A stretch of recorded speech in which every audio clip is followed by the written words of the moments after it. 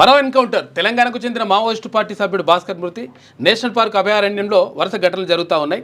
వరుస ఎదురుకాల్పులతో Maoist party కుప్పకూలుతోంది. ఒక్కొక్కరుగా కీలక నేతలు నేలకొలుగుతున్నారు. అయితే గురువారం ఛత్తీస్గఢ్ రాష్ట్రం బీజాపూర్ జిల్లాలోని నేషనల్ పార్క్ అభయారణ్యంలో జరిగిన ఎదురుకాల్పుల్లో మావోయిస్టు అగ్రనేత సుధాకర్ మృతి చెందిన విషయం తెలిసిందే. అయితే ఒకరోజు వ్యవధిలోనే అదే అభయారణ్యంలో శుక్రవారం జరిగిన ఎదురుకాల్పుల్లో తెలంగాణ మావోయిస్టు పార్టీ సభ్యుడు కుమరం భీం జిల్లా కార్యదర్శి మైలారపు అడేళ్లు ఆలియాస్ భాస్కర్ మృతి చెందారు. ఘటనా స్థలం నుంచి ఆయన మృతదేహంతో పాటు AK-47 రైఫిల్, పేలుడు పదార్థాలను భద్రతా బలగాలు స్వాధీనం చేసుకున్నాయి. ఈ ప్రాంతంలో అడపాదడపా కాల్పులు కొనసాగుతున్నట్టుగా పోలీసు అధికారులు తెలిపారు. భాస్కర్ పై 25 లక్షల రివార్డు ఉంది. 40 సంవత్సరాలుగా 40 ఏళ్ల కిందట అడవి బాట పట్టిన మైలార భాస్కర్ జీవితం అడవిలోనే ముగిసిపోయింది.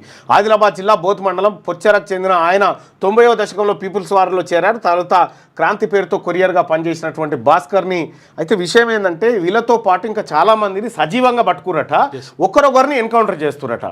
నిన్న పౌర హక్కుల సంఘాలలో ఒక ప్రకటన విడుదల చేసిరు. ఆ ప్రకటనలో ఏం చెప్తా ఉన్నారంటే ఇంకా చాలామందిని పట్టుకున్నారు ముఖ్య నాయకులని, వాళ్ళని అరెస్ట్ ఏది కోర్టులో ప్రొడ్యూస్ చేయకుండా ఎన్కౌంటర్ చేసి చంపుతా ఉన్నారట, ఒకరొకరిని అట్లా చంపుతా ఉన్నారట. అట్లా భయం సృష్టిస్తారు.